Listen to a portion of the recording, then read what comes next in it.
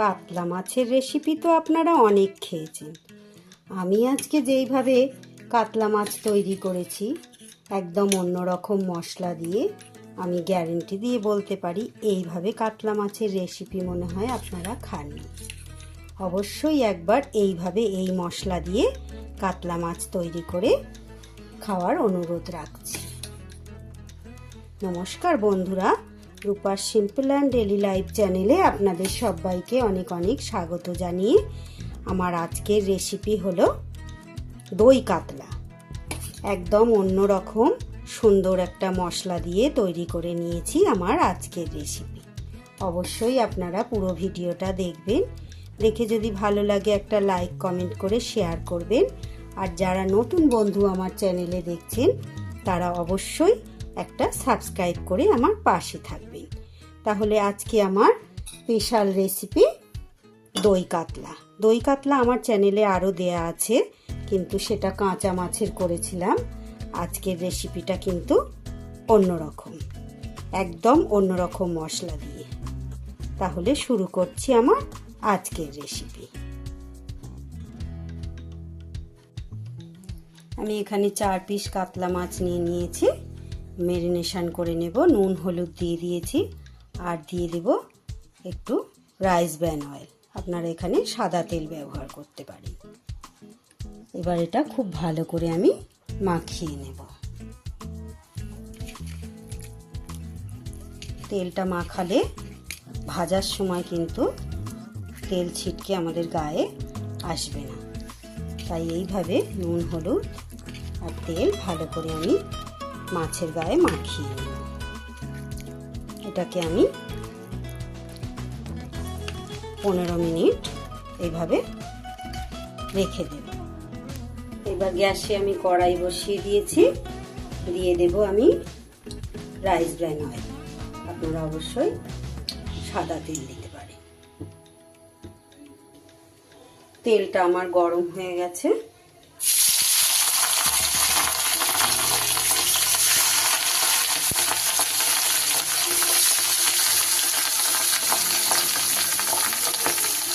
এক এক করে মাছগুলো আমি দিয়ে ভালো করে ভেজে নেব। খুব বেশি লাল করব না, একটু মোটামুটি লাল করে ভেজে নেব।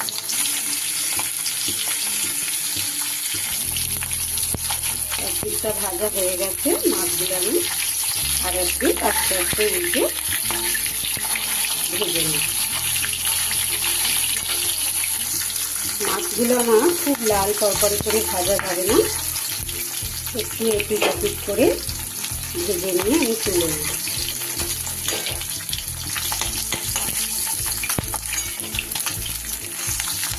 এই পিসটা তো গলার কাছে পিস, এটা একটু ভালো করে ভেজে নেব।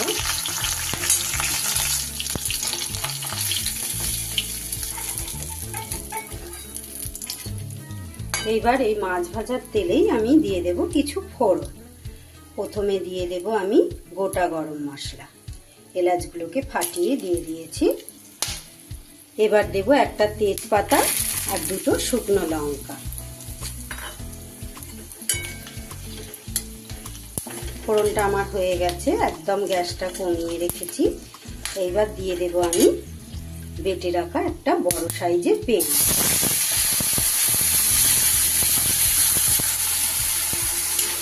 পেঁয়াজটা ভালো করে কষা হওয়ার সময়, ভাজা ভাজা হওয়ার সময় কিছুটা লাগবে। 5-7 মিনিট ধরে একটু ভালো করে পেঁয়াজটাকে আমি ভেজে নেব। ততক্ষণ আমি একটা মশলার পেস্ট তৈরি করে নেব। শিলে আমি বাটবো মশলা।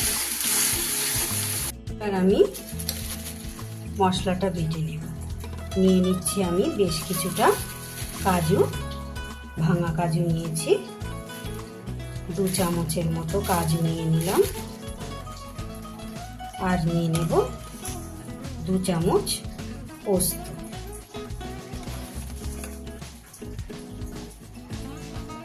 আর নেব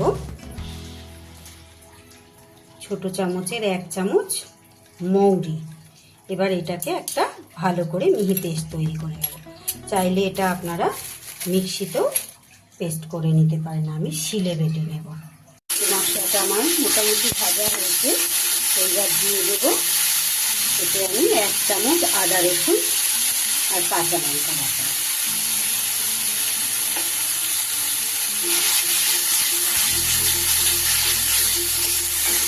খুব ভালো করে কষে নেব। এই মশলাটা থেকে আমার এবার তেল ছাড়তে শুরু করে দিয়েছে। দিয়ে দেব আমি শিলে বেটে রাখা মশলাটা।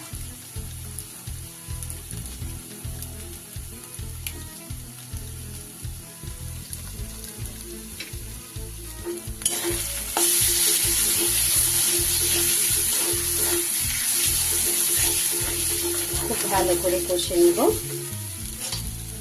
একটু সামান্য মশলার জলটা দিয়ে দিচ্ছি।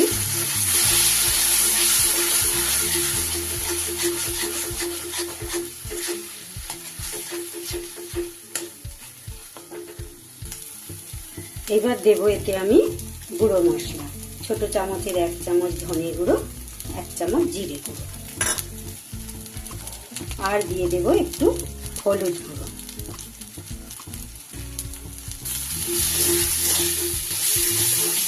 সব একসাথে খুব ভালো করে কষিয়ে নেব। আস্তে আস্তে মশলা থেকে আমার তেল ছাড়তে শুরু করেছে।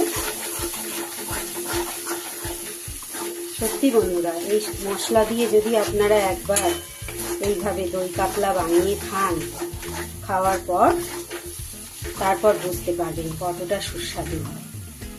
আমি গ্যারেন্টি দিয়ে বলতে পারি আপনাদের খুবই ভালো লাগে। এইবার দিয়ে দেব আমি আগে থেকে ফেটিয়ে রাখা আমার টক দই। এই সময় কিন্তু গ্যাসটা একদম কমিয়ে রাখবেন, না হলে কিন্তু দইটা ফেটে যাবে। আর সাথে সাথে দইটা দেওয়ার সাথে সাথে এইভাবে নাড়তে হবে।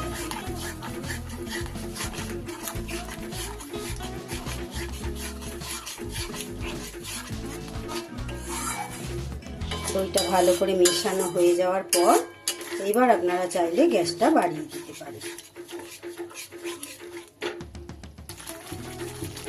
এবার গ্যাসটা আমি বাড়িয়ে দিয়েছি। 4 পিস মাছের জন্য এখানে আমি 100 গ্রাম টক দই ব্যবহার করেছি। খুব ভালো করে কষিয়ে নেব। এবার আমি দিয়ে দিলাম পরিমাণ মতো নুন।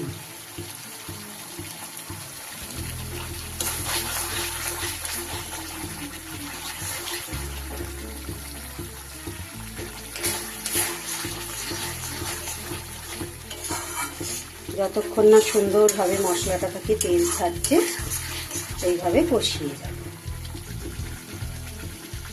মশলাটা থেকে আমার এবার একদম তেল ছেড়ে দিয়েছে, দেখুন বন্ধুরা।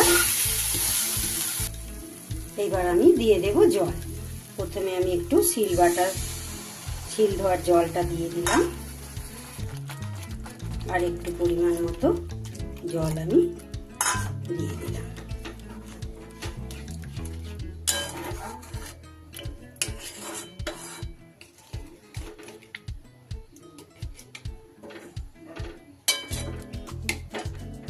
গ্রেভিটা আমার হালকা ফুট ধরে গেছে। এবার আমি ভেজে রাখা মাছগুলো দিয়ে দিলাম। এই সময় গ্যাসটাকে একদম কমিয়ে রাখতে হবে, কম আছে। এটাকে একটা ঢাকা দিয়ে একটু সিদ্ধ করে নেব। দেখুন কত সুন্দর গ্রেভিটা হয়েছে। এই সময় দিয়ে দেব আমি 2 চিরা কাঁচা লঙ্কা।